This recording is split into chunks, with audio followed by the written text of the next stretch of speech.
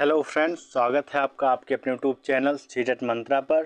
Friends, जैसा कि आप अपने स्क्रीन पर देख सकते हैं, हम डिस्कस करेंगे आज सीडीपी के क्वेश्चंस। और ये जितने भी क्वेश्चंस को हम डिस्कस करने जा रहे हैं, आपके लास्ट एग्ज़ाम जो आपका लास्ट सीटेट का एग्ज़ाम हुआ था उसमें ये सारे क्वेश्चंस आए हुए थे। ठीक है, तो इनको हम डिटेल में अच्छे से समझेंगे, ये भी समझेंगे, कुछ ट्रिक भी समझेंगे कि कैसे क्वेश्चंस को हमें एग्ज़ाम में करना है। ठीक है, और फ्रेंड्स, इस क्लास का जो पीडीएफ है आपको सीटेट मंत्रा के टेलीग्राम चैनल पर मिल जाएगा विद आंसर। ठीक है, तो ये पीडीएफ भी आपको बिल्कुल फ्री में मिल जाएगा, तो आप टेलीग्राम पर जा कर के इसका पीडीएफ भी पा सकते हैं। ठीक है, तो आइए अपनी इस क्लास को स्टार्ट करेंगे। अब देखते हैं कि किस तरह के क्वेश्चंस हमारे इस क्लास के रहने वाले हैं और इस लास्ट एग्जाम में सीटेट ने कैसे क्वेश्चंस को पूछा था।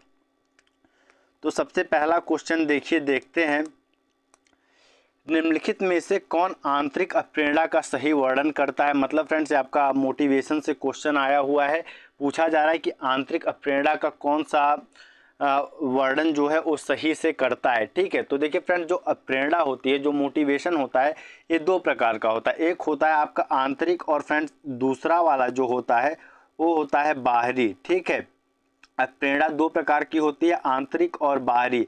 तो देखिए फ्रेंड, जो सीखने के लिए सबसे पहले तो ये समझिए, जो लर्निंग के लिए इम्पॉर्टेंट मोटिवेशन है, जिसका महत्व ज़्यादा है लर्निंग में, सीखने में, वो है आपकी आंतरिक प्रेरणा। ठीक है, तो अगर आपसे डायरेक्टली क्वेश्चन पूछ ले कि सीखने के लिए कौन सी प्रेरणा अत्यधिक महत्वपूर्ण है, तो आप बताइएगा आंतरिक प्रेरणा। ठीक है, क्योंकि आंतरिक प्रेरणा जब तक नहीं होगी तब तक कोई भी अच्छे से नहीं सीख पाएगा। ठीक है, तो सीखने के लिए सबसे ज़्यादा इंपॉर्टेंट होती है आंतरिक प्रेरणा। ठीक है, और बाहरी प्रेरणा उतनी इम्पॉर्टेंट नहीं होती है। अब देखिए, आंतरिक प्रेरणा का सही वर्णन कौन सा कथन कर रहा है उसको हम चलिए देखते हैं। देखिए, पहला विकल्प कह रहा है कि प्रेरणा जो कार्य के व्यक्तिगत आनंद से आती है। मतलब फ्रेंड, जिस कार्य को करने में खुद से मजा आता है उसमें आंतरिक प्रेरणा का ये सही वर्णन कर रहा है। दूसरा कह रहा है प्रेरणा जो दूसरों के साथ प्रतिस्पर्धा से आती है। मतलब ऐसी प्रेरणा जो दूसरों के साथ कंपटीशन करने से आती है, प्रतिस्पर्धा करने से आती है। तीसरा विकल्प कह रहा है कि प्रेरणा जो दंड के भय से आती है। मतलब दंड से डरा करके, मतलब कि अगर इतना लेसन नहीं याद करोगे तो इसके बदले में तुम्हें दंडित कर दिया जाएगा, दंड दे दिया जाएगा, तो इससे जो प्रेरणा आती है वो है। या चौथा, प्रेरणा जो बाहरी पुरस्कारों से आती है।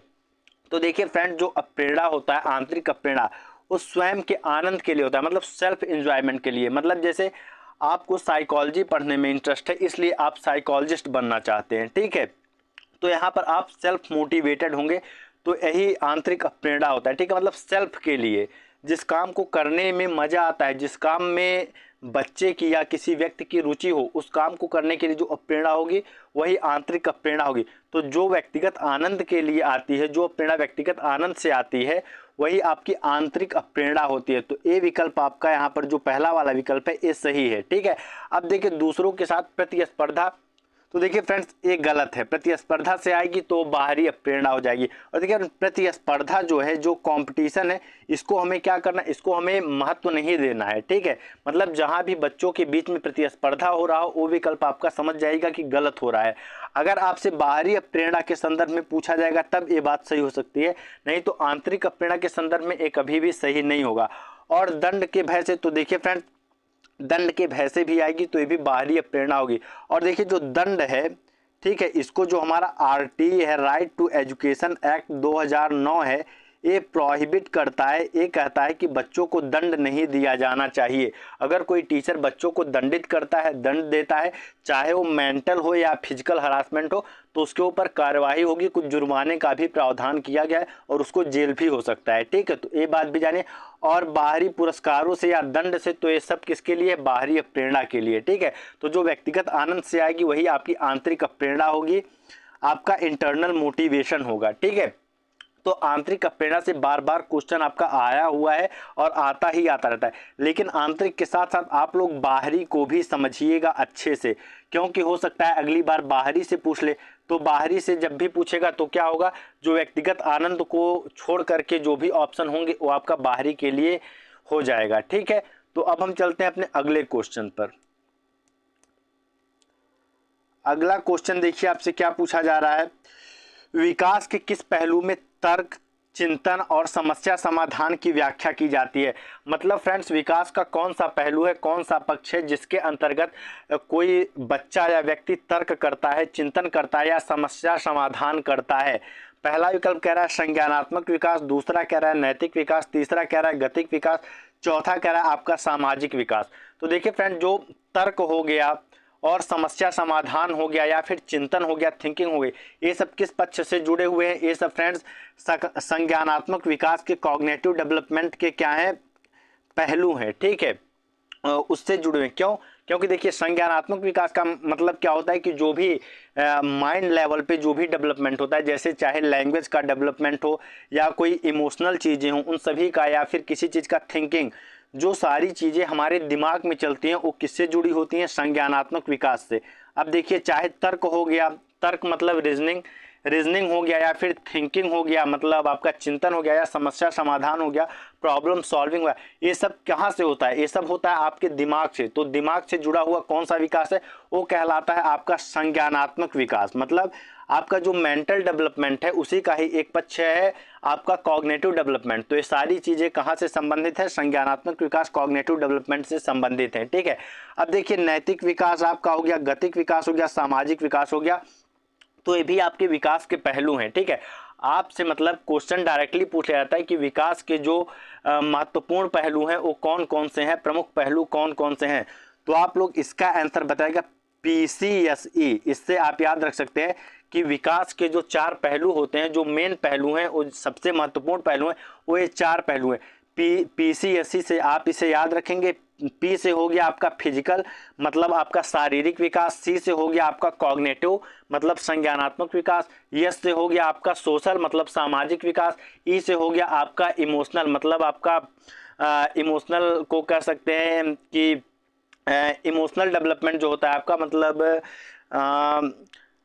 इमोशनल डेवलपमेंट के अंतर्गत आपकी जो भी फीलिंग्स वगैरह होती हैं वो आ जाती हैं, मतलब संवेगात्मक विकास आपका इसमें आ जाता है। ठीक है, तो आपका शारीरिक विकास, संज्ञानात्मक विकास, सामाजिक विकास और ये आपका इमोशनल डेवलपमेंट मतलब संवेगात्मक विकास। और ये जो चारों विकास के पहलू हैं ये एक दूसरे से इंटरकनेक्टेड होते हैं। मतलब जब किसी बच्चे का फिजिकल डेवलपमेंट अच्छा होता है तभी उसका कॉग्निटिव डेवलपमेंट अच्छा होगा, जब उसका कॉग्निटिव डेवलपमेंट अच्छा होगा तभी उसका सोशल डेवलपमेंट अच्छा होगा, और जब उसका सोशल डेवलपमेंट होगा तभी उसका इमोशनल डेवलपमेंट अच्छा होगा। ठीक है, मतलब ये चारों जो विकास के पहलू हैं एक दूसरे से क्या है, अंतः संबंधित है, इंटर रिलेटेड होते हैं, बाई डायरेक्शनल होते हैं। ठीक है, तो इसको भी आप याद रखेंगे। ठीक, अब हम चलते हैं अपने अगले क्वेश्चन पर। अगला क्वेश्चन आपसे देखिए क्या पूछा जा रहा है, वंचित वर्गों से संबंधित विद्यार्थियों के समावेशन के लिए, मतलब फ्रेंड जो वंचित वर्गों से संबंधित विद्यार्थी हैं उनके समावेशन के लिए क्या करना चाहिए। वंचित वर्ग से हमारा संबंध होता है कि ऐसा वर्ग जिनके बच्चे मतलब लंबे समय से स्कूल में नहीं आ पाए हैं। मतलब कुछ वर्ग ऐसे अभी भी समाज में हैं जहाँ के बच्चे, जिस वर्ग के बच्चे अभी स्कूल से नहीं जुड़ पाए हैं, तो ऐसे बच्चे जब पहली बार स्कूल में आते हैं तो उनके समावेशन के लिए क्या करना चाहिए, आपसे ये पूछा जा रहा है। पहला विकल्प कह रहा है पहचान आधारित रूढ़ियों को प्रमाणित और प्रोत्साहित किया जाना चाहिए। मतलब फ्रेंड जो पहचान आधारित रूढ़ियाँ होती है, रूढ़ियाँ का मतलब क्या होता है कि जो भी बातें पुराने समय से अब तक चली आ रही हैं, जैसे नाई का बच्चा है, जैसे पुराने समय में क्या होता है जातिवाद का प्रथा था, जैसे जो नाई के घर में जन्म लेता था वो नाई का काम करता था, जो बढ़ई के घर में जन्म लेता था वो बढ़ई का काम करता था, जो राजा के घर में जन्म लेता था वो राजा बनता था। तो इसी को ही अगर पारंपरिक रूप से एक लंबे समय से हम अब तक चलाते हुए चले आए तो इसी को हम कहते हैं रूढ़ियाँ। ठीक है, इसी को हम रूढ़ी कहते हैं, और ये क्या है, ये बिल्कुल ही गलत होती है। ठीक है, रूढ़ी क्या है, रूढ़ी बहुत ही गलत होती है। क्यों? क्योंकि जरूरी नहीं है कि नाई का बच्चा नाई बने, बढ़ई का बच्चा बढ़ई बने। बढ़ई का बच्चा भी आपका टीचर बन सकता है, IAS बन सकता है, और नाई का बच्चा भी आपका टीचर IAS बन सकता है। हमारा जो कॉन्स्टिट्यूशन है उसमें फंडामेंटल राइट दिए हुए हैं, वो फंडामेंटल राइट्स हमको ये सारी सुविधाएं प्रदान करती हैं। ठीक है, तो इन रूढ़ियों को तोड़ने के लिए ही फंडामेंटल राइट को हमारे कॉन्स्टिट्यूशन में इंट्रोड्यूस किया गया है। ठीक है, तो रूढ़ियाँ क्या है, ये बहुत ही नकारात्मक होती हैं, बेकार होती हैं। तो यहाँ पर क्या कहा जा रहा है, पहचान आधारित रूढ़ियों को प्रमाणित और प्रोत्साहित किया जाना चाहिए। अब देखिए, अगर आप रूढ़ियों को क्या करेंगे, प्रमाणित और प्रोत्साहित करेंगे, तो इसका मतलब आप क्लास में ये कह रहे हैं कि तुम बढ़ई के बच्चे हो, तुम बढ़ईगिरी सीखो, तुम नाई के बच्चे हो, तुम बाल काटना सीखो। ठीक है, तो ये बात बिल्कुल ही गलत हो गई। इसको प्रोत्साहित नहीं, इसको हतोत्साहित करना है, रूढ़ियों को हमें खत्म करना है, समाप्त करना है। ठीक है, अब दूसरा कह रहा है सामाजिक संबद्धता के आधार पर कक्षा में अलगाव करना चाहिए। मतलब फ्रेंड्स, सामाजिक संबद्धता के आधार पर कक्षा में अलगाव करने से क्या तात्पर्य है कि अगर कोई, जैसे अभी भी कई गांव में या कई ऐसे जगह हैं राजस्थान वगैरह में आप देखेंगे जहां पर अभी भी जातिवाद हो गया या एक कल्चरल रूल हो गए, वो अभी भी चलते हुए आ रहे हैं। जैसे जो आप देखेंगे जो हरिजन समाज के लोग हैं या जो मुस्लिम समुदाय के लोग हैं, उनके साथ अभी भी छुआछूत जैसे बर्ताव किए जाते हैं। ठीक है, तो ये यहाँ पर यही कह रहा है कि सामाजिक संबद्धता के आधार पर कक्षा में अलगाव, मतलब कि तुम हरिजन के बच्चे हो तुम अलग बैठो, तुम मुसलमान के बच्चे हो तुम अलग बैठो, तो ये भी बात आपका बिल्कुल गलत है। ठीक है, इसको भी हमारा कॉन्स्टिट्यूशन जो है वो प्रोहिबिट करता है। अस्पृश्यता को, जो भी छुआछूत है, अनटचेबिलिटी है, उसको हमारा कॉन्स्टिट्यूशन समाप्त करता है। तो इसके आधार पर, सामाजिक संबद्धता के आधार पर हम कक्षा में अलगाव नहीं कर सकते हैं। ठीक है, ये हमें नहीं करना चाहिए, और ये करेंगे तो फिर समावेशन कैसे ही हो पाएगा। तीसरा विकल्प कह रहा है समान क्षमताओं के आधार पर विद्यार्थियों को समूहों में विभाजित करना चाहिए। मतलब फ्रेंड क्या है कि समान क्षमता, जैसे जो बच्चे समान क्षमता वाले हैं उनको अलग अलग ग्रुपों में आप बांट दिए। जैसे जो पढ़ने में अच्छे बच्चे हैं उनका अलग ग्रुप बना दीजिए, जो पढ़ने में बच्चे अच्छे नहीं हैं उनका अलग ग्रुप बना दीजिए, जो पढ़ने में कमज़ोर बच्चे हैं उनका अलग ग्रुप बना दीजिए, और जो पढ़ने में मेधावी बच्चे हैं उनका अलग ग्रुप बना दीजिए। तो ये भी बात फ्रेंड देखिए बिल्कुल गलत है। हम ग्रुपिंग कर सकते हैं कक्षा में, ठीक है, हम बच्चों का ग्रुप कक्षा में बना सकते हैं, लेकिन उसकी शर्त है। उसकी शर्त क्या है कि वो समान क्षमताओं के आधार पर नहीं होनी चाहिए उसमें, बल्कि अलग अलग क्षमता के आधार पर। कैसे हों? अलग अलग क्षमता के आधार पर बच्चे हों। जैसे उस ग्रुप में कुछ बच्चे तेज हों, कुछ बच्चे जो हैं वो कम तेज हों, कुछ बच्चे ऐसे हों जिनको बिल्कुल कुछ ना आता हो, कुछ बच्चे ऐसे हैं जो पढ़ने में बिल्कुल तेज हों।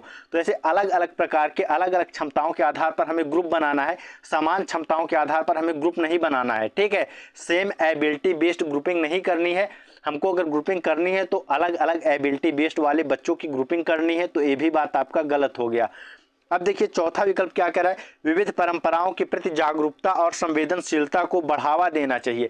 ये बात देखिए आपका बिल्कुल सही है। अगर हम विविध परंपराओं के प्रति जागरूकता और संवेदनशीलता को बढ़ाएंगे तो इससे समावेशन अच्छे से हो पाएगा। ठीक है, और इससे जो वंचित वर्ग के बच्चे हैं, वंचित वर्ग से संबंधित बच्चे हैं, उनको एक्सेप्टेड फील होगा कक्षा में, वो अपने आप को एक्सेप्टेड फील करा पाएंगे। क्यों? क्योंकि देखिए जब विविध परंपराओं के प्रति जागरूकता बढ़ेगी, मतलब जो अलग अलग परंपराएं हैं, जो अलग अलग ट्रेडिशन समाज में चल रहे हैं, हमारे देश में चल रहे हैं, जब उनसे बच्चे उनको जानेंगे और उनके प्रति संवेदनशील होंगे, ठीक है, तो इससे क्या होगा, वंचित वर्गों से जो संबंधित बच्चे हैं उनको क्या होगा, उनको एक्सेप्टेड फील होगा, वो अपने आप को एक्सेप्टेड फील कर पाएंगे।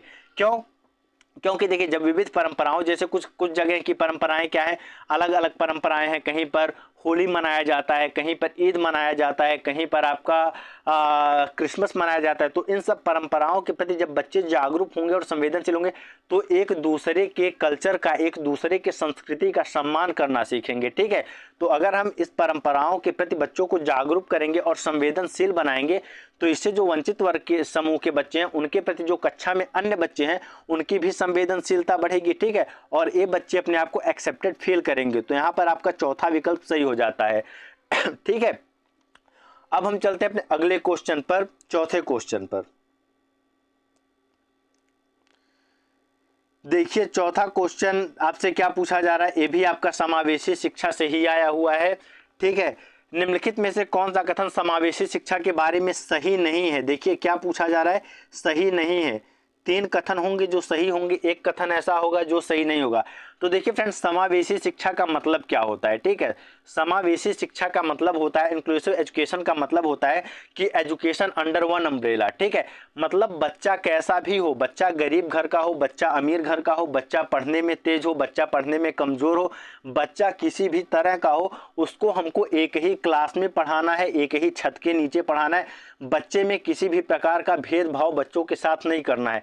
यही आपकी है समावेशी शिक्षा। और इसमें किन चीज़ों का ध्यान रखा जाता है, इसमें ध्यान रखा जाता है बच्चों के एबिलिटी का, योग्यता का। ठीक है, मतलब बच्चों के आधार पर पाठ्यचर्या का हमें निर्माण करना है, हमें करिकुलम को उस बच्चों के अनुसार बनाना है। ठीक है, बच्चे करिकुलम के अनुसार नहीं बनेंगे, बल्कि जो करिकुलम है, जो आपकी पाठ्यचर्या है, वो बच्चों के अनुसार बनेगी। ठीक है, मतलब हमें ऐसे पाठ्यचर्या का निर्माण करना है जो बच्चों के अनुकूल हो। ठीक है, जिसमें सभी बच्चों का हित हो पाए। ठीक, अब आइए कथनों को पढ़ते हैं और गलत कथन को हम पहचानते हैं जो सही नहीं होगा। ठीक है, पहला विकल्प क्या कह रहा है, समावेशी शिक्षण का अर्थ है उस शिक्षा शास्त्र को अपनाना जो सभी शिक्षार्थियों की आवश्यकताओं का समर्थन करता है। देखिए ये बात आपकी बिल्कुल सही है। ठीक है, क्यों सही है, क्योंकि देखिए जब हम ऐसे शिक्षा शास्त्र को अपनाएंगे, ऐसे पैडागॉजी को अपनाएंगे जो सभी शिक्षार्थियों की आवश्यकताओं को पूर्ण करे, तभी तो सभी शिक्षार्थी सीख पाएंगे। अगर हम ऐसे शिक्षा शास्त्र को अपना लेंगे, ऐसे पैडागॉजी को, ऐसे टीचिंग मेथड्स को अपना लेंगे जिससे कुछ ही बच्चे सीख पा रहे हैं, तो ऐसे में तो अन्य बच्चों का अहित हो जाएगा, उनका तो लाभ होगा नहीं, तो सभी बच्चों का लाभ नहीं हो पाएगा, तो फिर हमारी क्लास समावेशी कैसे कहलाएगी। तो ये बात आपका जो है ये बिल्कुल ही सही है। ठीक है, दूसरा विकल्प क्या कह रहा है, एक समावेशी कक्षा भाषा शैली में अंतर को समायोजित करती है और सहयोग को बढ़ावा देती है।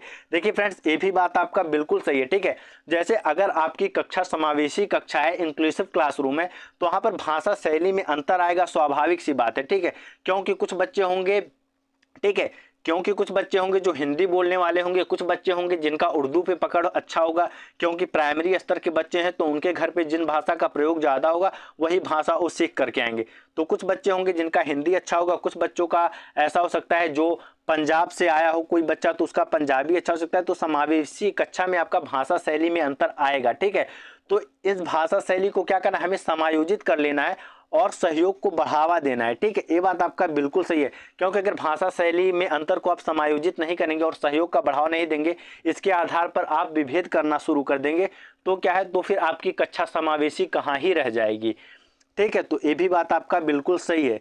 तीसरा विकल्प कह रहा है निश्चित पाठ्यचर्या और मानक मूल्यांकन के आसपास ही एक समावेशी कक्षा का केंद्र होता है।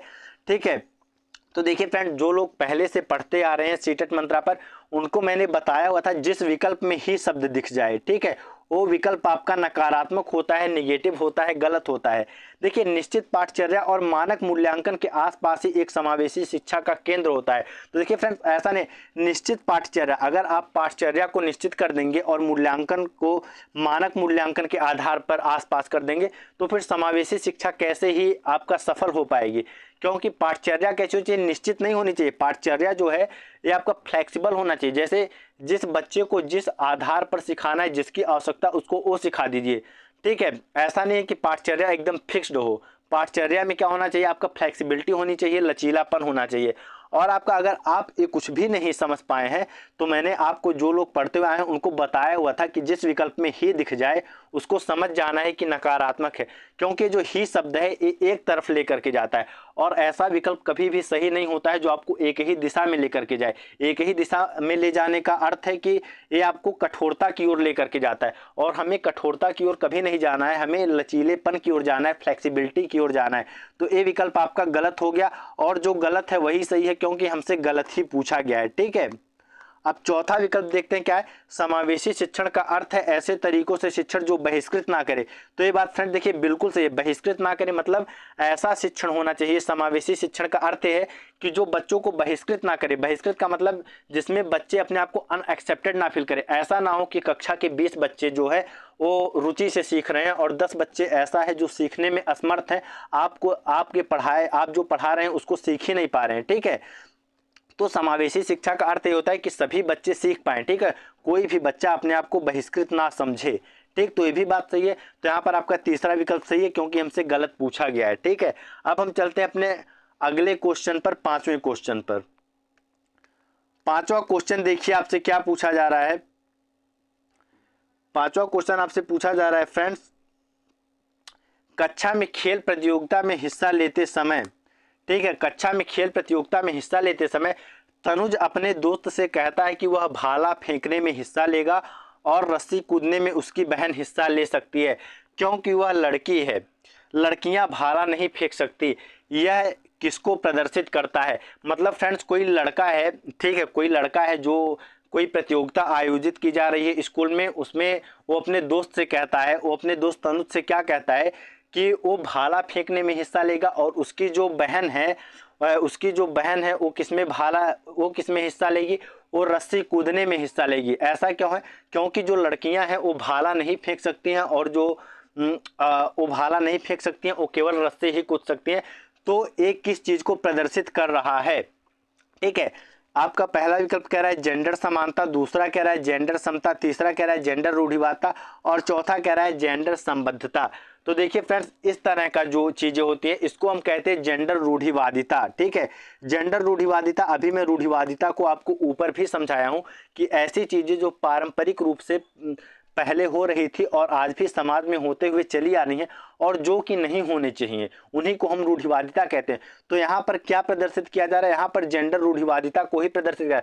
क्यों, क्योंकि पहले के समय में क्या होता था, पहले के समय में यही होता था कि जो आपका क्या कहते हैं, कुछ खेल प्रतियोगिता हो गई, जैसे कुश्ती हो गया, कुश्ती में केवल लड़के खेलेंगे, और आपका कुछ अन्य खेल हो गए वो केवल लड़कियां करेंगी। तो इसके आधार पर एक प्रकार का रूढ़िवादिता ही है। तो आपका क्या है, रूढ़िवादिता है, ठीक है। और देखिए फ्रेंड्स, रूढ़िवादिता आपका है, और कभी कभी ऑप्शन में आपको रूढ़िवादिता ना दे करके पक्षपात दे देगा। क्या दे देगा, पक्षपात दे देगा, विकल्प में बायस दे देगा, ठीक है, बायस दे देगा। तो ये भी बात आपका सही होता है, ठीक है। चाहे जेंडर रूढ़िवादिता कहिए चाहे पक्षपात कहिए, दोनों ही एक दूसरे के समीप की बातें होती हैं। आपको ऑप्शन में जेंडर रूढ़िवादिता मिलेगा या तो आपको पक्षपात मिलेगा, ठीक है।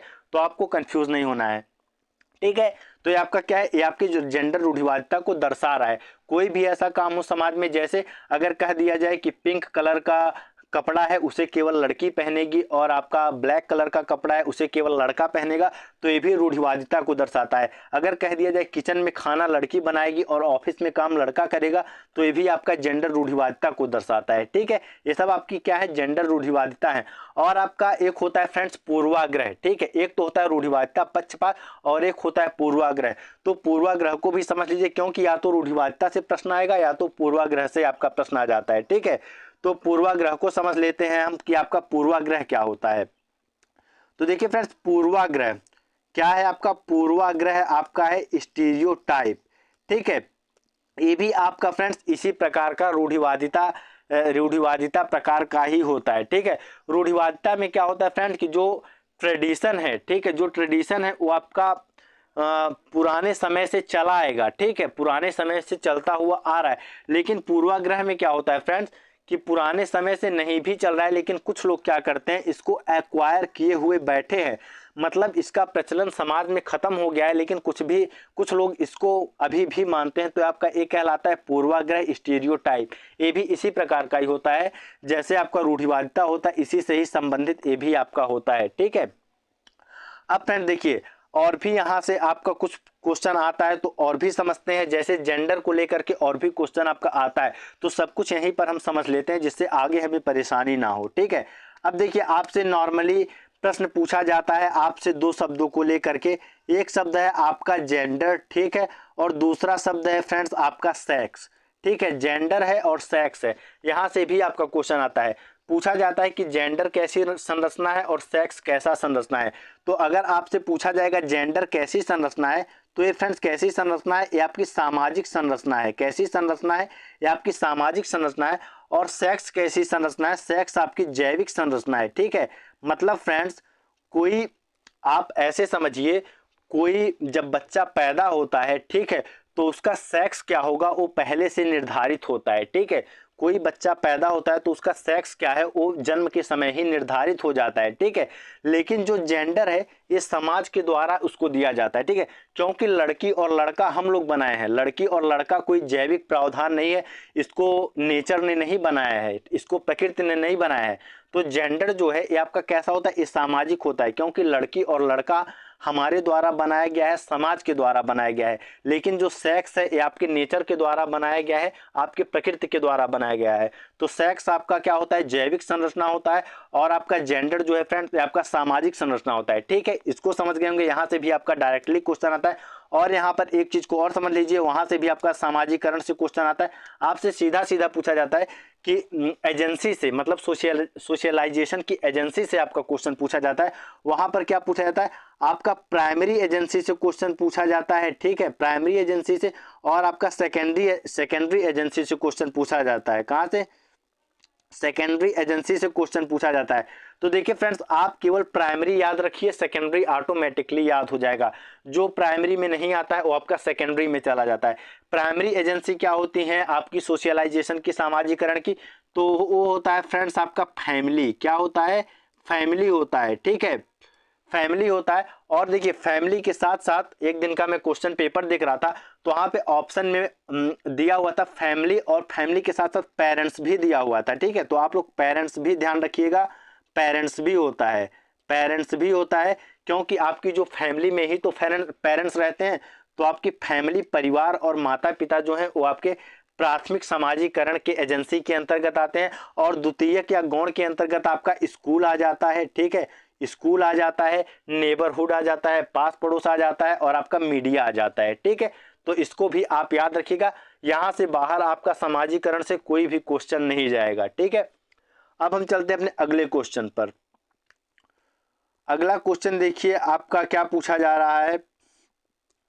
अगला क्वेश्चन पूछा जा रहा है कि निम्नलिखित में से कौन सा कथन संज्ञान और भावनाओं के बीच के संबंध को उपयुक्त रूप से परिभाषित करता है।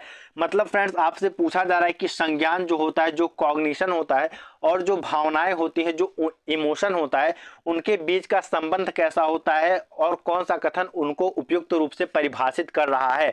तो ये भी देखिए क्वेश्चन एग्जाम में आया हुआ है, और ये सारी चीजें मैं आपको एग्जाम से पहले करा चुका हूं। और देखिए सारे के सारे क्वेश्चंस हूबहू वहीं से आपके पूछे गए हैं। तो संज्ञान और भावनाओं में हमें क्या बताना है, संबंध बताना है। तो पहला विकल्प आपका कह रहा है कि भावनाएं और संज्ञान आपस में एक दूसरे पर पारस्परिक रूप से निर्भर करते हैं। दूसरा विकल्प कह रहा है संज्ञान भावनाओं को प्रभावित करता है, लेकिन इसका विपरीत सत्य नहीं है। मतलब संज्ञान भावनाओं को प्रभावित करेगा, लेकिन भावनाएं संज्ञान को प्रभावित नहीं करेंगी। इस विकल्प का एक कहने का अर्थ है। तीसरा कह रहा है भावनाएं संज्ञान को प्रभावित करती है, लेकिन इसका विपरीत नहीं है। मतलब इसका विपरीत सत्य नहीं है। मतलब जो भावनाएं हैं, जो इमोशन है, वो आपके संज्ञान को, कॉग्निशन को प्रभावित करेगा, लेकिन कॉग्निशन इमोशन को प्रभावित नहीं करेगा। ये कह रहा है आपका तीसरा विकल्प। चौथा कह रहा है संज्ञान और भावनाएं दोनों स्वतंत्र प्रणालियां हैं। मतलब फ्रेंड, जो इमोशन और आपका कॉग्निशन है, ये दोनों एक दूसरे से स्वतंत्र होते हैं, इंडिपेंडेंट होते हैं।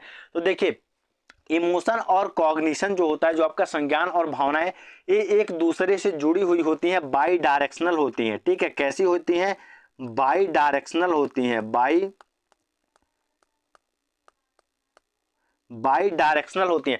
आपसे सीधा सीधा भी क्वेश्चन पूछा गया है कि संज्ञान और भावनाओं के बीच का संबंध कैसा होता है, तो आप लोग याद रखिएगा कि ये संबंध होता है friends by directional. By directional का मतलब होता है कि इंटर रिलेटेड। क्या होता है? Inter related, inter related. आपको अगर ऑप्शन में बाई डायरेक्शनल नहीं मिलेगा तो इंटर रिलेटेड देखने के लिए मिल जाएगा। तो संज्ञान और भावनाओं के बीच का संबंध कैसा होता है? बाई डायरेक्शनल होता है, इंटर रिलेटेड होता है। ये एक दूसरे को प्रभावित करते हैं और एक दूसरे से अंतः संबंधित होते हैं, ठीक है। क्योंकि जब संज्ञान प्रभावित होगा तो भावनाएं प्रभावित हो जाएंगी, ठीक है। और जब भावनाएं प्रभावित होंगी तो संज्ञान भी प्रभावित होगा, ठीक है। जैसे आपकी कोई फीलिंग है, ठीक है, अब आप इसको समझिए। आपकी कोई फीलिंग है, कोई भावना है, कोई इमोशन है, ठीक है, आप सैड हो जा रहे हैं। तो सैड होने के बाद से क्या होता है? सैड होने के बाद से आपका पूरा जो संज्ञानात्मक विकास है, जो पूरा संज्ञान का पक्ष, वो पूरा प्रभावित होगा, ठीक है। और जब संज्ञान का पक्ष प्रभावित होगा तो आपकी फीलिंग्स भी प्रभावित होंगी, ठीक है। तो ये एक दूसरे को क्या करते हैं? प्रभावित करते हैं, बाई डायरेक्शनल होते हैं, इंटर रिलेटेड होते हैं। ये दोनों वर्ड आपके लिए इंपॉर्टेंट हैं, इनको याद रखिएगा, ठीक है। यहाँ से डायरेक्टली क्वेश्चन आता है। तो अब देखिए पहला विकल्प आपका क्या कहा था? भावनाएं और संज्ञान आपस में एक दूसरे पर पारस्परिक रूप से निर्भर करते हैं। ये बात आपका देखिए बिल्कुल सही है, निर्भर करते हैं मतलब एक दूसरे को प्रभावित करते हैं, एक दूसरे से जुड़े हुए हैं। और देखिए आपका दूसरा भी गलत है, तीसरा भी गलत है, और ये तो कह रहा है चौथा स्वतंत्र है। तो बिल्कुल स्वतंत्र नहीं होते, एक दूसरे से जुड़े हुए होते हैं, एक दूसरे को प्रभावित करते हैं, पारस्परिक रूप से एक दूसरे पर निर्भर करते हैं, ठीक है। और इनके बीच का संबंध बाई डायरेक्शनल या इंटर रिलेटेड होता है, ठीक।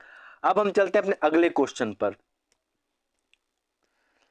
देखिए आपका 7वां क्वेश्चन क्या कह रहा है? सीखने के सामाजिक संरचनावादी विचार इस बात की वकालत करते हैं कि, मतलब फ्रेंड्स आपसे ये पूछा जाए कि जो सामाजिक संरचनावादी विचारधारा है वो किस बात की वकालत करता है, किस बात को स्वीकार करता है। वकालत करने का मतलब होता है स्वीकार करना, उसको प्रमोट करना, ठीक है, उसको प्रमोट करना, स्वीकार करना। तो जो सामाजिक संरचनावादी विचारधारा है वो किसकी वकालत करता है, किस बात को स्वीकारता है, किस बात को प्रमोट करता है। तो देखिए फ्रेंड्स, जो सामाजिक संरचनावादी हैं ये आप लोग थियरी पढ़े होंगे, किसकी थियरी, वाइगॉत्स्की की, ठीक है, वाइगॉत्स्की हैं जो आपके सामाजिक संरचनावादी हैं, सोशल कंस्ट्रक्टिविस्ट हैं, ठीक है। तो वहां से आपका एक क्वेश्चन आया हुआ है। और देखिए जितने भी फ्रेंड्स देखिए संरचनावादी हैं, चाहे वो सामाजिक हों, चाहे वो आपके रेडिकल हों, ठीक है, जैसे पियाजे आपके रेडिकल हैं, तो जो भी संरचनावादी हैं वो सभी क्या मानते हैं, वो सभी मानते हैं कि जो बच्चे होते हैं वो ज्ञान के सक्रिय निर्माण करता होते हैं। मतलब बच्चों के ऊपर प्रेशर देने की जरूरत नहीं है, बच्चा अपने आप से ज्ञान का निर्माण करता है, ठीक है। बच्चे जो हैं वो active builder and constructor of knowledge होते हैं, वो अपने ज्ञान का निर्माण स्वयं करते हैं, ठीक है। और कैसे होते हैं, बच्चे हमेशा सक्रिय होते हैं, कैसे होते हैं, बच्चे हमेशा सक्रिय होते हैं, ठीक है। संरचनावाद चाहे वो सामाजिक हो, रेडिकल हो, कोई भी हो, संरचनावाद कंस्ट्रक्टिविज्म बच्चों को हमेशा कैसा मानता है, सक्रिय निर्माणकर्ता मानता है, किसका, नॉलेज का, ठीक है। और ये कहता है कि जब बच्चा सक्रिय रहेगा तभी सीख पाएगा, अन्यथा ये निष्क्रिय रूप से नहीं सीख पाएगा, ठीक है। अब आइए हम अपने कथनों को पढ़ते हैं कि किसका वकालत ये करेगा, ठीक है। अब देखिए पहला कब कह रहा है, शिक्षार्थी सक्रिय रूप से ज्ञान का निर्माण करते हैं। देखिए दूसरा कह रहा है व्याख्यान देने और समझाने से प्रभावी शिक्षण सक्रिय होता है। तो देखिए फ्रेंड्स, व्याख्यान देने और समझाने से प्रभावी शिक्षण सक्रिय होता है, ये बात तो आपकी सही है, लेकिन इसको संरचनावाद भी मानेगा, इसको संरचनावाद भी मानेगा, ठीक है। व्याख्यान देना और समझाने से प्रभावी शिक्षण सक्रिय हो पाता है, ये बात आपकी बिल्कुल सही है, 100% सही है, इसमें कोई दो राय नहीं है, ठीक है। इसको संरचनावाद मानता भी है, लेकिन ये बात क्या सही है। अब देखिए आप लोग सोचिए, आप अपना पेपर किस स्तर का सॉल्व कर रहे हैं, आपके जो पेपर का स्तर है वो स्तर है फ्रेंड्स प्राइमरी स्तर का, ठीक है, प्राइमरी स्तर का आप पेडागोजी सॉल्व कर रहे हैं, ठीक है। और संरचनावाद केवल प्राइमरी स्तर तक तो सीमित है नहीं, आप अगर नेट का पेपर देने जो लोग जाते होंगे, मतलब नेट का पेपर देंगे, जेआरएफ देंगे, वहां पे भी जो पेडागोजी आती है वहां पे भी आपका संरचनावाद पूछा जाता है। तो संरचनावाद आपका प्राइमरी और मिडिल स्कूल तक तो सीमित है नहीं, ये आपका मतलब जहां तक शिक्षा का कह सकते हैं बाउंड्री है, जहां तक शिक्षा चलती है वहां तक आपका संरचनावाद की भी बाउंड्री वहां तक है, ठीक है। तो ये केवल प्राइमरी स्तर तक सीमित नहीं है, ये बात आपका सही है कि व्याख्यान देने और समझाने से प्रभावी शिक्षण सक्रिय होता है, लेकिन फ्रेंड प्राथमिक स्तर पर व्याख्यान महत्वपूर्ण नहीं होता है, प्रभावशाली नहीं होता है, इसलिए ये विकल्प आपका गलत हो जाएगा, ठीक है। बात तो सही है लेकिन ये प्राथमिक स्तर के लिए सही नहीं है। आप जब भी पेडागोजी के क्वेश्चन करिए तो एक बात हमेशा अपने दिमाग में बैठाए रहिए कि हमें प्राइमरी स्तर के बच्चों को पढ़ाना है और प्राइमरी स्तर के बच्चों के हित में जो बात होगी वही सही होगी। प्रत्याहार और दोहराव की चिंतन प्रक्रिया से प्रभावी शिक्षण होता है। देखिए फ्रेंड, दोहराव की बात हमारा संरचनावाद नहीं करता है, दोहराने की रटने की बात बिल्कुल नहीं करता है, ठीक है। शिक्षार्थी दूसरों से निष्क्रिय रूप से ज्ञान प्राप्त करते हैं। तो देखिए फ्रेंड, निष्क्रिय नहीं, शिक्षार्थी हमेशा कैसा संरचनावाद मानता है, सक्रिय मानता है, ठीक है। तो निष्क्रिय नहीं, ये भी आपका गलत हो गया। अब बचता है आपका पहला विकल्प, तो आपका यही सही है कि शिक्षार्थी जो है वो सक्रिय रूप से ज्ञान का निर्माण करते हैं, ठीक है। संरचनावाद इसी को सही मानता है, इसी की वकालत करता है, प्रमोट करता है। अब हम चलते हैं आपके 8वें क्वेश्चन पर। 8वां क्वेश्चन देखिए क्या पूछा जा रहा है, अपसारी चिंतन स्पेस जबकि अभिसारी चिंतन। मतलब फ्रेंड्स, अपसारी चिंतन क्या करता है और अभिसारी चिंतन क्या करता है, आपसे एक क्वेश्चन पूछा जा रहा है। अपसारी चिंतन का मतलब होता है आपका डाइवर्जेंट थिंकिंग और अभिसारी चिंतन का मतलब होता है कन्वर्जेंट थिंकिंग। तो देखिए फ्रेंड्स, पहले अपसारी चिंतन और अभिसारी चिंतन को समझ लीजिए, फिर हम लोग ऑप्शन को पढ़ेंगे, ठीक है। पहले इसको समझना है। तो देखिए फ्रेंड, जो अपसारी चिंतन होता है, जो डाइवर्जेंट थिंकिंग होता है, इसमें क्या होता है, इसमें एक ही प्रॉब्लम के कई सॉल्यूशन को बच्चा सोच सकता है। और अभिसारी चिंतन जो होता है, इसमें एक प्रॉब्लम का जो सॉल्यूशन जानता है बस उसी को सोचेगा, ठीक है। जैसे उदाहरण के लिए आप दो बच्चों को पेड़ पर चढ़ा दीजिए, ठीक है, दो बच्चों को पेड़ पर चढ़ा दीजिए और कह दीजिए कि पेड़ पर चढ़ जाओ और पेड़ पर जो भी फल हो, आम हो, उसको तोड़ करके नीचे फेंको, फिर मैं रस्सी फेंकूंगा, रस्सी को पकड़ करके दोनों लोग नीचे उतर जाना बारी बारी से, ठीक है। अब ये दोनों बच्चे कैसे हैं, एक बच्चा है अपसारी चिंतन वाला और एक बच्चा है अभिसारी चिंतन वाला। और आप दोनों को पेड़ पे चढ़ाने के बाद जब दोनों फल को तोड़ लें तो आप रस्सी मत फेंकिए, ठीक है, आप रस्सी मत फेंकिए, कहिए कि रस्सी मेरे पास नहीं है, मैं रस्सी नहीं फेंकूंगा। तो यहाँ पर देखिए जो अभिसारी चिंतन वाला बच्चा है वो पेड़ पर लटक जाएगा। क्यों? क्योंकि उसको एक समस्या का एक ही समाधान आता है, वो कई तरह से नहीं सोच सकता है, डाइवर्स वे में नहीं सोच सकता है। तो वो तब तक पेड़ पर बैठा रहेगा जब तक उसको रस्सी नहीं मिलेगी।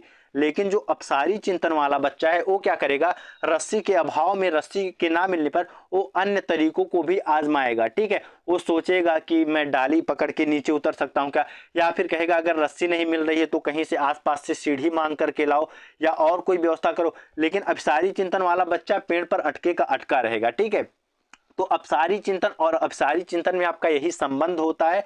अपसारी चिंतन क्या होता है फ्रेंड्स, हमेशा कई तरह से बच्चा सोचेगा, एक ही प्रॉब्लम का कई समाधान सोचेगा। ठीक है, एक ही प्रश्न को करने के लिए कई तरीके सोचेगा। लेकिन अपसारी चिंतन वाला एक ही प्रश्न को करने का एक ही तरीका जानेगा। ठीक है, तो यही आपका अपसारी चिंतन और अपसारी चिंतन होता है। और देखिए फ्रेंड, जो अपसारी चिंतन होता है, जो आपका डाइवर्जेंट थिंकिंग होता है, वो कैसे बच्चों में पाया जाता है, क्रिएटिव बच्चों में पाया जाता है। ठीक है, कैसे बच्चों में आपका पाया जाता है, क्रिएटिव बच्चों में आपका ये पाया जाता है। मतलब जो बच्चे सृजनात्मक होते हैं, जो बच्चे क्रिएटिव होते हैं, उनके अंतर अपसारी चिंतन पाया जाता है। और जो बच्चे इंटेलिजेंट होते हैं, मतलब जो बच्चे इंटेलिजेंट होते हैं, उनके अंदर क्या पाया जाता है, इंटेलिजेंट बच्चों के अंदर आपका पाया जाता है अपसारी चिंतन।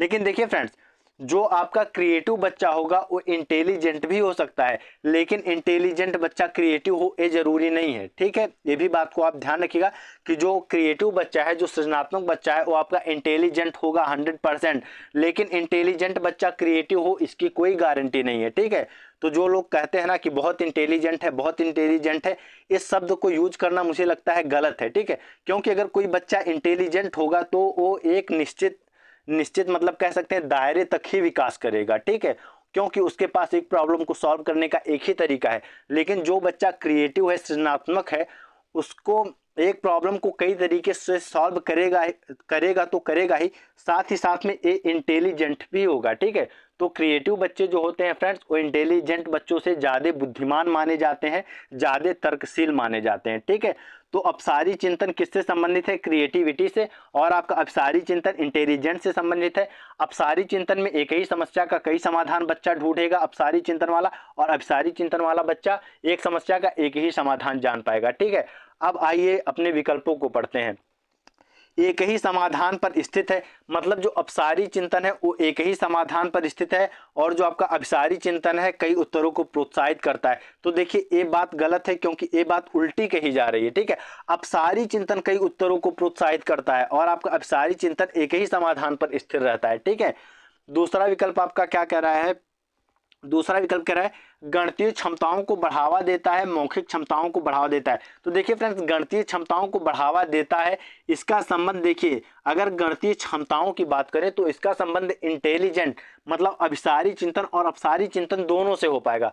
बस दोनों में अंतर क्या होगा, जो अपसारी चिंतन वाला बच्चा होगा वो एक ही सवाल को 4 तरीके से लगाएगा, और जो अभिसारी चिंतन वाला बच्चा होगा वो एक ही सवाल को एक ही तरीके से लगा पाएगा। ठीक है, और मौखिक क्षमताओं की यहाँ पर कोई बात नहीं, ये भी विकल्प आपका गलत है। ठीक है, तीसरा विकल्प कह रहा है मौखिक क्षमताओं को बढ़ावा देता है, गणितीय क्षमताओं को बढ़ावा देता है। तो फ्रेंड देखिए ऐसा भी कुछ नहीं है, ये बस आपको कंफ्यूज करने के लिए दोनों विकल्प पलट करके दे दिया गया है जिससे बच्चे कंफ्यूज हों।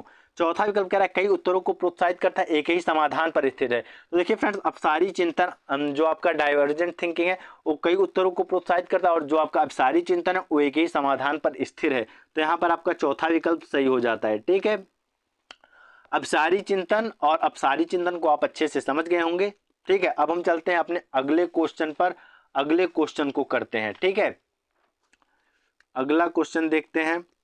अगला क्वेश्चन देखिए क्या पूछा जा रहा है, रस्सी कूदते समय पैर में रस्सी फंसने के कारण आउट होने के बाद अरु कहती है कि उसे रस्सी ने जानबूझकर आउट किया है।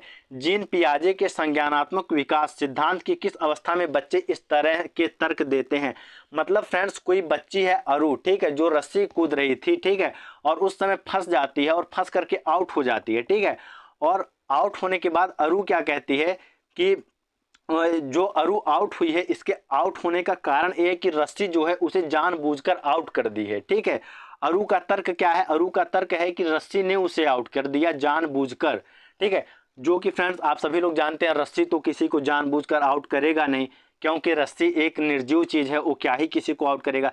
लेकिन अरु जो बच्ची है उसका तर्क है कि रस्सी ने उसे आउट कर दिया। ठीक है, तो ये पूछ रहा है कि किस अवस्था में जो बच्चे हैं वो इस तरह के तर्क देते हैं। पहला कह रहा है औपचारिक संक्रियात्मक अवस्था, मतलब आपका फॉर्मल ऑपरेशनल स्टेज। आपका दूसरा कह रहा है संवेदी चालक अवस्था, मतलब फ्रेंड्स आपका सेंसरी मोटर स्टेज। आपका तीसरा कह रहा है पूर्व चलन अवस्था, मतलब प्री ऑपरेशनल स्टेज। आपका चौथा कह रहा है मूर्त संक्रियात्मक अवस्था, मतलब फ्रेंड्स आपका कंक्रीट ऑपरेशनल स्टेज। तो देखिए फ्रेंड्स, इसका जो सही उत्तर होगा वो होगा फ्रेंड्स पूर्व चलन अवस्था, प्री ऑपरेशनल स्टेज। ठीक है, और इसकी समय अवधि आपकी क्या होती है फ्रेंड्स प्री ऑपरेशनल स्टेज की, तो ये होती है फ्रेंड्स 2 से 7 वर्ष तक। ठीक है, मतलब बच्चों के अंदर क्या होता है 2 से 7 वर्ष तक एक आपका गुण है जिसे जीन पियाजे ने सजीववाद कहा है। ठीक है, क्या कहा है, जीन पियाजे ने इसे सजीववाद कहा है, एनिमिज्म कहा है। ठीक है, सजीववाद। और सजीववाद में क्या होता है, सजीववाद में बच्चा जो है वो निर्जीव वस्तुओं को भी सजीव मान करके व्यवहार करता है। ठीक है, जैसे अगर आपके घर में कोई 2 से 7 साल के बीच का बच्चा हो, उसे अगर किसी मेज से या कुर्सी से कहीं चोट लग जाए तो आप उस मेज या कुर्सी को मार देते हैं, तो बच्चे को लगता है कि मेज या कुर्सी को भी चोट लगा होगा, क्योंकि बच्चा ये मानता है कि मेज या कुर्सी में भी जान है। ठीक है, तो इसको क्या कहते हैं, इसको कहते हैं सजीववाद। ठीक है, या कभी कभी बच्चे क्या होते हैं, जैसे इतना ही उदाहरण आपके लिए इनफ है कि मेज कुर्सी को लेकर के, इसी से इनफ हो जाएगा आप लोगों का, इसी से आप लोग समझ गए होंगे कि 2 से 7 वर्ष के अंदर क्या होता है, 2 से 7 वर्ष तक बच्चों में क्या होता है, सजीववाद होता है। सजीववाद में क्या होता है, बच्चा निर्जीव वस्तुओं को निर्जीव वस्तुओं को जीव मानता है, सोचता है कि उनके अंदर भी जान है। ठीक है, जैसे यहाँ पर क्या हो रहा है अरु के साथ, अरु आउट हो जा रही है रस्सी से। ठीक है, लेकिन आउट होने के बाद कह क्या रही है, आउट होने के बाद कह रही कि रस्सी ने उसे जानबूझकर आउट कर दिया। रस्सी में कोई जान थोड़ी ना है जो उसे जानबूझकर आउट करेगी। तो ये क्या है, ये सजीववाद है। और ये कब आता है, ये आपका पूर्व चलन अवस्था प्री ऑपरेशनल स्टेज में आता है, जिसका अवधि है 2 से 7 वर्ष तक। ठीक है, अब देखिए फ्रेंड्स, आपका यहाँ पर देखिए औपचारिक संक्रियात्मक अवस्था क्या है, आपका फॉर्मल ऑपरेशनल स्टेज क्या है। तो देखिए फ्रेंड्स, ये आपका होता है 11 वर्ष से अधिक, या कुछ जगह पर 11 से 16 वर्ष इसकी समय अवधि मानी जाती है। ठीक है, ये आपकी पियाजे मतलब जो अपना विकास का सिद्धांत है उसमें ये लास्ट अवस्था है, औपचारिक संक्रियात्मक अवस्था, फॉर्मल ऑपरेशनल स्टेज। इसमें क्या होता है, इसमें बच्चे के अंदर एब्स्ट्रैक्ट लॉजिक आना स्टार्ट हो जाता है। एब्स्ट्रैक्ट लॉजिक का मतलब क्या है कि अमूर्त वस्तुओं के प्रति बच्चा तर्क करना सीख जाता है। जैसे आप इससे कम एज में, मतलब जो औपचारिक अवस्था में बच्चा ना हो, जिस बच्चे का उम्र 11 वर्ष से कम हो, आप उससे अंतरिक्ष की बात करिए, आप उससे ब्लैक होल की बात करिए, तो उतना अच्छे से नहीं समझ पाएगा। अमूर्त वस्तुओं के प्रति उसका जो तर्क है, जो उसका कह सकते हैं सोचने की क्षमता, वो उतनी विकसित नहीं होती है। ठीक है, तो इस अवस्था में आपका क्या आ जाता है, एब्स्ट्रैक्ट लॉजिक आ जाता है, मतलब अमूर्त वस्तुओं के प्रति बच्चा तर्क करना सीख आता है। ठीक है, और इसके बाद क्या होता है, हाइपोथेटिको डिडक्टिव रीजनिंग भी बच्चे के अंदर आ जाती है। मतलब फ्रेंड्स, हाइपोथेटिको डिडक्टिव रीजनिंग का मतलब क्या होता है कि बच्चा जो है फ्रेंड्स वो मतलब परिकल्पित रूप से रीजनिंग करना सीख जाता है। मतलब ऐसी रीजनिंग को भी करना सीख जाता है जो वास्तव में है ही नहीं, परिकल्पित रूप से। ठीक है, जैसे परिकल्पित रूप से मतलब परिकल्पित आप समझ सकते होंगे, जो मतलब कल्पना से भी परे हो। ठीक है, तो इस उसके अंदर ये भी आ जाता है, हाइपोथेटिको डिडक्टिव रीजनिंग भी आ जाता है, और डिडक्टिव लॉजिक भी आ जाता है। ठीक है, तो यहाँ पर 3 चीजें आ जाती हैं, एब्स्ट्रैक्ट लॉजिक आ जाता है, हाइपोथेटिको डिडक्टिव रीजनिंग आ जाता है, और डिडक्टिव लॉजिक भी आ जाता है बच्चे के अंदर। ठीक है, अब देखिए फ्रेंड्स, आपका संवेदी चालक अवस्था, जिसे आप कहते हैं सेंसरी मोटर स्टेज, इसका समय है जन्म से 2 वर्ष तक। ठीक है, सेंसरी मोटर स्टेज, इसमें क्या होता है, इसमें फ्रेंड्स बच्चा अपने सेंसस से सीखता है। सेंसस मतलब अपने ज्ञानेंद्रियों से सीखता है, इसीलिए इसका संवेदी चालक अवस्था ही नाम है। संवेदी मतलब सेंसरी मोटर स्टेज इसका नाम ही है। इसमें बच्चा अपने संवेदनाओं से सीखता है, अपने ज्ञानेंद्रियों से सीखता है, मतलब टच करके, सुन करके, देख करके, इन चीज़ों से बच्चा ज़्यादा सीखता है। ठीक है, जन्म से 2 वर्ष तक। और इसमें क्या होता है फ्रेंड्स, इसमें ऑब्जेक्ट परमानेंस बच्चे के अंदर आ जाता है, वस्तु स्थायित्व आ जाता है आपका सेंसरी मोटर स्टेज संवेदी चालक अवस्था में। वस्तु स्थायित्व से क्या तात्पर्य है कि मतलब बच्चे के सामने अगर आप कोई चीज रख करके फिर हटा लेते हैं तो भी बच्चा उसके इमेज को याद रख सकता है, उसके अंदर वस्तु स्थायित्व आ जाता है। और इसके साथ साथ क्या होता है, डिफर्ड इमिटेशन भी आ जाता है। डिफर्ड इमिटेशन का मतलब क्या होता है फ्रेंड, इमिटेशन का मतलब होता है अनुकरण करना, ठीक है। डिफर्ड इमिटेशन का मतलब क्या होता है कि बच्चा दूसरों का देख करके नकल करता है, ठीक है। जैसे अगर कोई बच्चा जन्म से 2 वर्ष के बीच का है, मतलब 1.5 से 2 साल का है, अगर वो अपने पापा को कभी दाढ़ी बनाता हुआ देख ले, शेविंग करता हुआ देख ले, तो वो भी चुपके से जा करके शेविंग कर सकता है, ठीक है। अगर बच्चा इस तरह का काम करता है तो इसी को हम कहते हैं डिफर्ड इमिटेशन, ठीक है। गोल डायरेक्टेड बिहेवियर भी बच्चा इसी अवस्था में करता है। गोल डायरेक्टेड बिहेवियर का क्या मतलब है कि बच्चे के सामने कुछ रख दीजिए, जब तक बच्चा उसको पा नहीं लेगा तब तक वो रुकने वाला नहीं है, ठीक है। मतलब किसी चीज को प्राप्त करने के लिए वो लगातार प्रयत्न करेगा, तो गोल डायरेक्टेड बिहेवियर भी इसी में आता है, ठीक है। संवेदी चालक अवस्था, अब देखिए आपका फ्रेंड्स क्या बचता है फ्रेंड, पूर्व चलन अवस्था। तो पूर्व चलन अवस्था तो आप लोगों को मैं समझाया भी हूं, ठीक है। और पूर्व चलन अवस्था में ही फ्रेंड्स एक इंपॉर्टेंट चीज है कि बच्चे के अंदर लॉजिक आना, तर्क आना स्टार्ट हो जाता है, ठीक है। मतलब तर्क आता कब है, बच्चे के अंदर तर्क तो मूर्त संक्रियात्मक अवस्था में आता है, ठीक है। लेकिन तर्क आने की शुरुआत कब होती है, अगर आपसे ये पूछेगा तो आप लोग बताइएगा पूर्व चलन अवस्था, प्री ऑपरेशनल स्टेज में बच्चा जो है वो क्या होता है, बच्चे के अंदर तर्क आना प्रारंभ हो जाता है, ठीक है। और सजीववाद भी आ जाता है, ठीक है। अब देखिए फ्रेंड, मूर्त संक्रियात्मक अवस्था में क्या होता है, मतलब कंक्रीट ऑपरेशनल स्टेज में क्या होता है, तो इसका फ्रेंड्स जो समय अवधि है ये फ्रेंड्स होता है आपका 7 से 11 वर्ष तक, ठीक है। 7 से 11 वर्ष तक का ये आपका अवधि होता है। और मूर्त संक्रियात्मक अवस्था में फ्रेंड्स बच्चा क्लासिफिकेशन, मतलब 3 चीजों को वो मतलब क्या कहते हैं एक्वायर कर लेता है, उसके अंदर 3 चीजों की क्षमता आ जाती है। सबसे पहले क्लासिफिकेशन, फिर आपका हो जाता है कंजर्वेशन, फिर आपका हो जाता है सेरिएशन। मतलब फिर क्लासिफिकेशन का मतलब क्या है फ्रेंड्स, कि क्लासिफिकेशन का मतलब है कि बच्चा चीजों को वर्गीकृत कर सकता है। जैसे अगर आप कहिए कि ये बाल्टी को बाल्टी के साथ रख दो, और मग को मग के साथ रख दो, और क्या कहते हैं टी शर्ट को टी शर्ट के साथ रख दो, पैंट को पैंट के साथ रख दो, तो बच्चे के अंदर एक क्लासिफिकेशन का गुण आ जाता है। अब कंसर्न और आपका देखिए कंजर्वेशन आपका क्या होता है, कंजर्वेशन का मतलब होता है फ्रेंड्स कि बच्चा मतलब कंजर्वेशन भी उसके अंदर आ जाता है, ठीक है। अब देखिए क्लासिफिकेशन, कंजर्वेशन और सेरिएशन, इन सबको मैं अच्छे से समझाऊं क्योंकि यहाँ पर इतना समय नहीं है, बहुत ज़्यादा समय लग जाएगा। अभी इन सभी चीज़ों को समझाऊंगा तो बहुत ज़्यादा समय लगेगा। जब हम पियाजे की थियरी को करेंगे तब इन सभी चीज़ों को हम बहुत अच्छे से समझेंगे, ठीक है। सेरिएशन आपका वही होता है कि चीज़ों को क्रम में लगाना बच्चा सीख जाए, ठीक है। जैसे ये छोटा है, फिर इससे बड़ा, फिर इससे बड़ा, तो ये आपका सेरिएशन हो गया, ठीक है। तो ये सभी पियाजे के बारे में बातें थी। और पियाजे बच्चों को क्या मानते हैं, नन्हे साइंटिस्ट मानते हैं, लिटिल साइंटिस्ट मानते हैं। आपसे ये भी क्वेश्चन पूछा गया है, याद रखिएगा। और एक्टिव कंस्ट्रक्टर और बिल्डर ऑफ नॉलेज मानते हैं, ज्ञान के सक्रिय निर्माणकर्ता मानते हैं। पियाजे आपके रेडिकल कंस्ट्रक्टिविस्ट हैं, ठीक है, जो कि आपके स्विस के रहने वाले थे, स्विट्जरलैंड के रहने वाले थे। ये सब बातें हो गई पियाजे के संबंध में, और सारी बातें हम डिटेल से समझेंगे जब हम पियाजे का थियरी करेंगे, ठीक है। अब हम चलते हैं अपने अगले क्वेश्चन पर। आपका जो है 10वां क्वेश्चन, उसको समझते हैं। लेओ वाइगोत्स्की प्रस्तावित करते हैं कि बच्चे में स्व नियमन के लिए महत्वपूर्ण है, मतलब स्व नियमन के लिए बच्चों के लिए क्या महत्वपूर्ण है, ठीक है। लेओ वाइगोत्स्की किसको प्रस्तावित करते हैं, इसके संबंध में निजी वाक को, अनुकूलन को, संगठन को, असंतुलन को। तो देखिए फ्रेंड्स, बहुत इजी सा क्वेश्चन है। लेओ वाइगोत्स्की की बात करते हैं निजी वाक की, ठीक है। सेल्फ स्पीच की बात करते हैं, इनर सेल्फ स्पीच आता है इसमें, फिर प्राइवेट स्पीच आता है। ये कई 3 स्पीच की बात किए हुए हैं वाइगोत्स्की। इसको हम जब वाइगोत्स्की का थियरी करेंगे तब वहां पर समझेंगे, ठीक है। यहाँ पर आप केवल इतना समझिए कि निजी वाक को क्या करते हैं वाइगोत्स्की, प्रोत्साहित करते हैं बच्चों में स्व नियमन के लिए, ठीक है। वो क्या है, निजी वाक है, सेल्फ स्पीच है, ठीक है। अब देखिए अनुकूलन, संगठन, असंतुलन, ये सब किससे आपका संबंधित है, ये सब आपका संबंधित है फ्रेंड्स पियाजे से। किससे संबंधित है, पियाजे से। जब पियाजे की थियरी करेंगे तो इसको हम अच्छे से समझेंगे, ठीक है। तो आपका क्लास यहाँ पर समाप्त होता है। आई होप कि आपको सब कुछ अच्छे से समझ में आया होगा। और फ्रेंड्स आप सभी लोग देख सकते हैं कि जो भी क्वेश्चंस आपके एग्जाम में आए हुए हैं इस बार के सीटेट में, ये सारे क्वेश्चंस मैं पहले से कराए हुए हैं, इन सब चीज़ों को पहले से बताए हुए हैं। तो इससे सिद्ध होता है कि आप जो भी यहाँ पर पढ़ रहे हैं वो आपका नुकसान नहीं जाएगा, आपको 100% हेल्प मिलेगा, ठीक है।